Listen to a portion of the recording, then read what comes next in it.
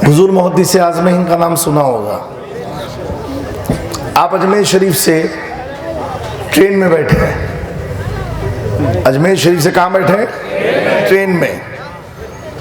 और बैठे तब तक एक आया, समझे, पूछा भैया माँ, और आने के बाद ये तो सलाम भी बहुत तगड़ा करते हैं, अस्सलामु अलैकुम व रहमतुल्लाह। मोदी से आदमी समझ गए ये कोई और है, तो उससे और जन्नत से क्या समझ गए ये वही है।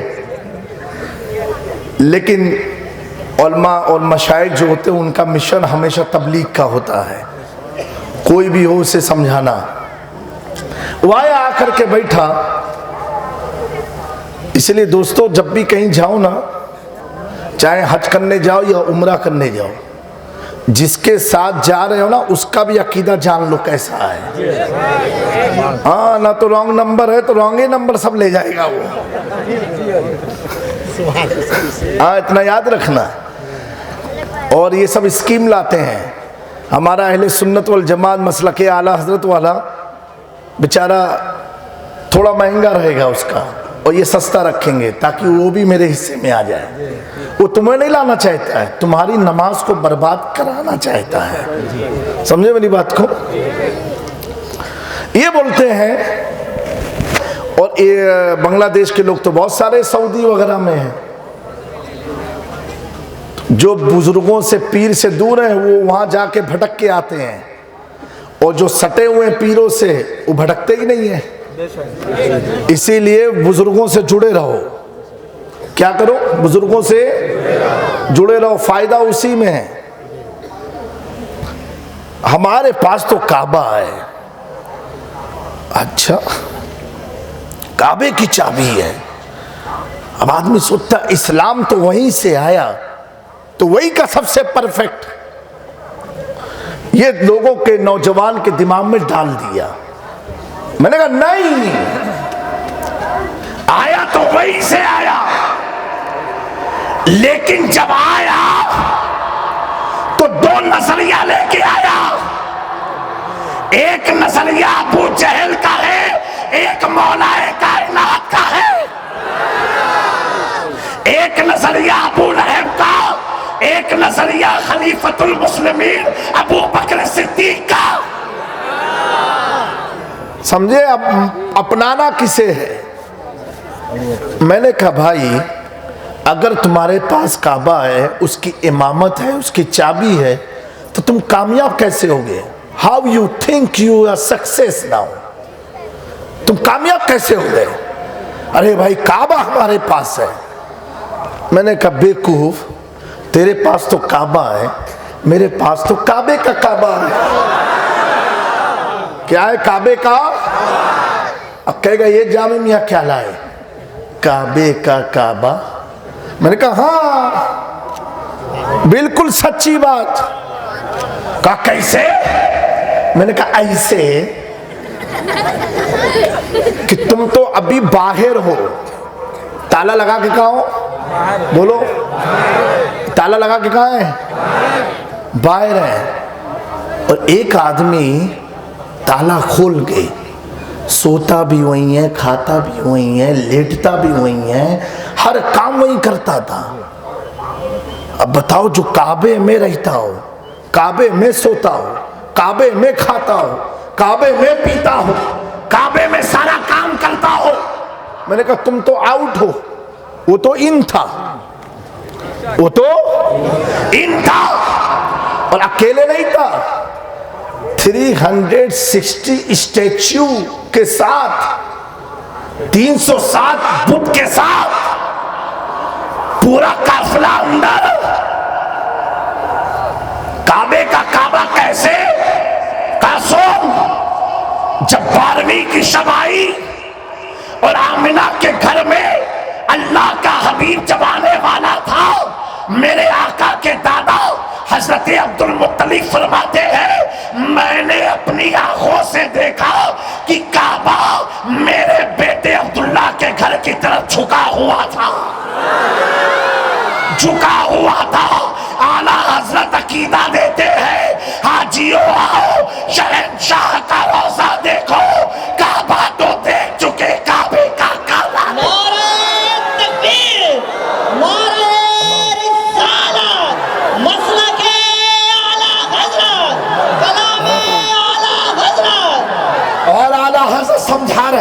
یہ بنگلہ دیش کے لوگوں جب مکے سے مدینہ جانا تو اپنی آنکھوں سے نہیں، کعبے کے سامنے حرم میں کھڑے ہو کے کہنا، غور سے سن تو رضا، کعبے سے آتی ہے صدا، میری آنکھوں سے میرے یار کا روضہ دیکھو۔ اپنی آنکھ سے نہیں، کعبے کی آنکھ سے دیکھنا۔ میرے دوستو، یہ تو آؤٹ ہے، میں نے کہا جو ان ہیں ان کے بارے میں اللہ فرما رہا تبت یدا ابی لہب و تب، جو ان ہیں، اور جو آؤٹ ہی ہے تو دوستو ہمیں یہ دیکھنا ہے کہ حضور کا وفادار کون ہے، حضور سے محبت کرنے والا کون ہے۔ پیارے آقا نے فرمایا ولی کا ذکر جہاں ہوتا ہے وہاں خدا کی رحمت کا نزول ہوتا ہے۔ علامہ جلال الدین رومی لکھتے ہیں ایک حدیث پاک کو بغور سننا ایمان میں تازگی پیدا ہوگی۔ آپ فرماتے ہیں ایک بار حضور پاک صلی اللہ علیہ وآلہ وسلم ایک جنازے پڑھانے کے لیے مدینہ منورہ میں کہیں تشریف لے گئے۔ تاخیر ہوئی آنے میں ماں عائشہ صدیقہ رضی اللہ تعالیٰ عنہ جو ہم مومنوں کی ماں ہے، کیا ہے؟ ہماری ماں ہے۔ آپ بڑی بے چین نہیں کتنا لیٹ کیوں ہوئے، اتنی تاخیر کیوں ہوئی؟ دوستو اس سے کیا ملا؟ آج اگر شوہر باہر چلا جائے اور لیٹ ہو تو بیوی کو کیا پڑی؟ اچھا ہے باہر ہی رہے، بھی اچھا ہے باہر رہے۔ لیکن ماں عائشہ صدیقہ تربیت دے رہی ہیں، اگر شوہر لیٹ ہو تو بیوی بے چین ہو جانی چاہیے، میرا شوہر گیا تو کہاں گیا؟ آپ بڑی بے چین تھی، تو آپ نے جنگلے سے دیکھا ایک دور سے کوئی شخص آ رہا ہے آپ کے گھر کی طرف، اور کیا دیکھا؟ ایک دور سے کوئی آ رہا ہے۔ ماں عائشہ صدیقہ کو احساس ہوا یہ کوئی اور نہیں، آمنہ کا لال آ رہا ہے، یہی میرے شوہر آ رہے ہیں، فاطمہ کا بابا آ رہا ہے۔ ماں عائشہ صدیقہ نے اجلت میں اوڑھنی تلاشی تو کہیں جلد بازی میں دکھی نہیں۔ آپ صلی اللہ علیہ وسلم کی ایک تہبند تھی، لنگی، اس لنگی کو اپنے سر پر رکھا اور گھر کے دروازے پر کھڑی ہوئی۔ کھڑے ہونے کے بعد کیا دیکھتی؟ حضور آ رہے ہیں، حضور آ رہے ہیں۔ لیکن ماں عائشہ صدیقہ دیکھتی جب حضور چل رہے ہیں تو ان کے اوپر ایک بارش ہو رہی ہے۔ بولو بولو، بلند آواز سے بولو، بارش ہو رہی ہے۔ ماں عائشہ صدیقہ جب دیکھتی ہے حضور قریب آتے جا رہے ہیں، آپ بارش کو اپنی آنکھوں سے دیکھ رہی ہیں۔ جیسے حضور گھر میں داخل ہوئے، دوستو داخل ہوئے، ماں عائشہ صدیقہ سلام کلام کرنے کے بعد حضور کے ہاتھ کو چھو رہی ہے، حضور کی داڑھی مبارک کو دیکھ رہی ہے، زلف مبارک کو دیکھ رہی ہے، آپ کے کاندھے پر جو چادر ہے کالے رنگ کی اس چادر کو ٹچ کر رہی ہے۔ میرے آقا پوچھتے ہیں اے عائشہ یہ کیا کر رہی ہو، یہ کیا کر رہی ہو؟ ماں عائشہ فرماتی ہے، عرض کرتی ہے یا رسول اللہ صلی اللہ علیہ وآلہ وسلم، میں نے اپنی کھلی آنکھ سے دیکھا جب آپ چل رہے تھے، آپ پر بارش ہو رہی تھی، بارش کی بوندیں گر رہی تھی، لیکن آپ کا نہ ہاتھ گیلا ہے، نہ آپ کی داڑھی گیلی ہے، نہ آپ کا امامہ گیلا ہے، نہ آپ کا کپڑا گیلا ہے، لیکن حضور میں نے جو کچھ بھی دیکھا اپنی کھلی آنکھ سے دیکھا ہے، خواب میں نہیں دیکھا۔ میرے آقا پوچھتے ہیں اے عائشہ کیسے دیکھا، کیسے دیکھا؟ کہا حضور جب آپ چل رہے تھے آپ پر بارش ہو رہی تھی، اپنی آنکھوں سے دیکھا۔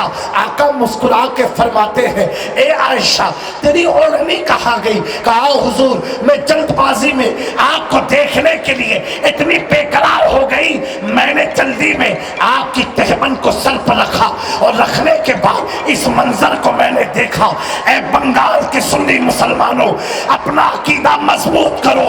میرے آقا فرماتے ہیں اے عائشہ تو نے جو کچھ بھی دیکھا بالکل سچ دیکھا، اور سوچ یہ تیری آنکھ کا کمال نہیں جو تیرے سر پر میری لنگی تھی. اس لنگی کا کمال ہے, اس لنگی کی برکت سے اللہ نے حجابات کے سارے پردے کھول دیے اور مجھ پر برسنے والی رحمت کو تم نے اپنی آنکھوں سے دیکھا.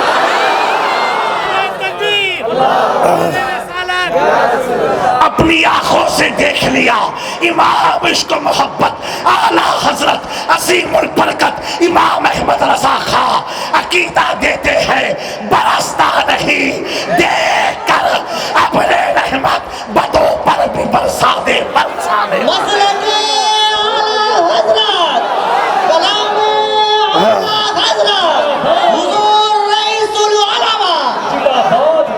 حضور نے فرمایا ولی کا ذکر جہاں ہوتا ہے وہاں خدا کی رحمت برستی ہے. قرآن سے پوچھو, اے قرآن تو بتا رحمت خدا کی کیا ہے, تو قرآن کہے گا وَمَا أَرْسَلْنَاكَ إِلَّا رَحْمَةً لِّلْعَالَمِينَ. پتا کیا چلا, غوث کا جہاں ذکر ہو آمد مصطفیٰ ہوتی ہے, مخدوم کا ذکر ہو حضور کی آمد ہوتی ہے, غریب نواز کا ذکر ہو حضور کی آمد ہوتی ہے, شاہ میرا کا ذکر ہو حضور کی آمد ہوتی ہے, شاہ جلال کا ذکر ہو حضور کی آمد ہوتی ہے. سنا ہے آپ ہر عاشق کے گھر تشریف لاتے ہیں, میرے گھر میں بھی ہو جائے چراغاہ یا رسول اللہ. محبوب کی محفل کو محبوب سجاتے ہیں, آتے ہیں وہی جسے سرکار بلاتے ہیں.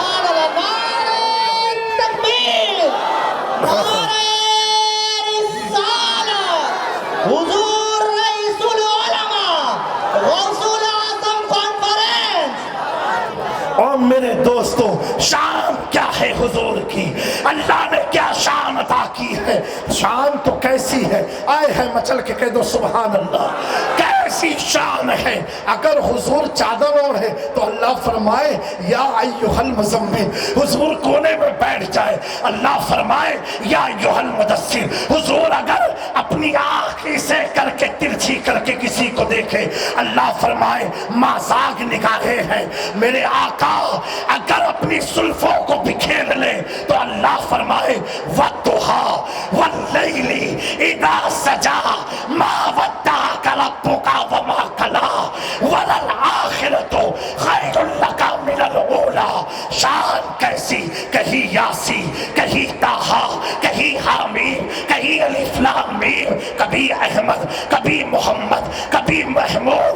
شان کیسی ہے, ارے شان تو ایسی ہے کہ مصطفیٰ کے چہرے کی بات کرو تو بے مثال, زلف کی بات کرو بے مثال, دانت کی بات کرو بے مثال, لبوں کی بات کرو بے مثال, آنکھوں کی بات کرو بے مثال. شان تو ایسی, اگر میرے آقا کسی مردہ دھرتی پر قدم رکھ دے تو اللہ فرمائے لا اقسم بہذا البلد انت حل بہذا البلد. مصطفیٰ اس شہر کی قسم جہاں آپ نے اپنے قدم کو رکھا ہو. امام احمد رضا جب اس قدم کو دیکھتے ہیں تو فرماتے ہیں تیرے قدموں میں جو ہے غیر کی ٹھوکر پہ نہ ڈال, جن کیا کھائے کہا چھوڑ کے صدقہ تیرا. اور جب ہم شبیہ غوث اعظم سرکار اشرفی میاں کچھوچا سے دیکھیں تو فرماتے ہیں مثال مصطفیٰ کوئی پیغمبر ہو نہیں سکتا, ستارہ لاکھ چمکے مہر انور ہو نہیں سکتا.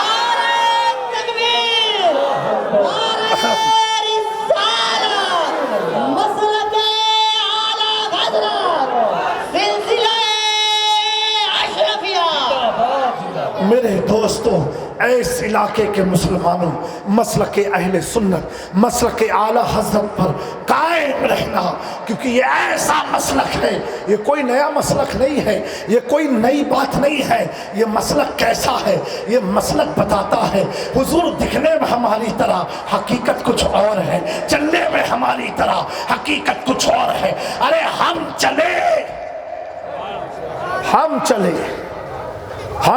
تو ہمارے ساتھ چلنے والے کو پتہ نہ چلے, اور حضور جسے چلائے, بولو کیسی شان اللہ نے حضور کو عطا فرمائی, کیسی شان عطا فرمائی. حضور چلائے تو اعلیٰ حضرت چل کے کہے پل سے اتارو راہ گزر کو خبر نہ ہو، جبریل پر بچھائے تو پر کو خبر نہ ہو۔ جب حضور چلاتے ہیں میرے پیاروں نوجوانوں، ملت کے نوجوان مسلمانوں، بڑا پرفتن دور ہے، بڑا آزمائش کا دور ہے۔ ایک چیز یاد رکھنا،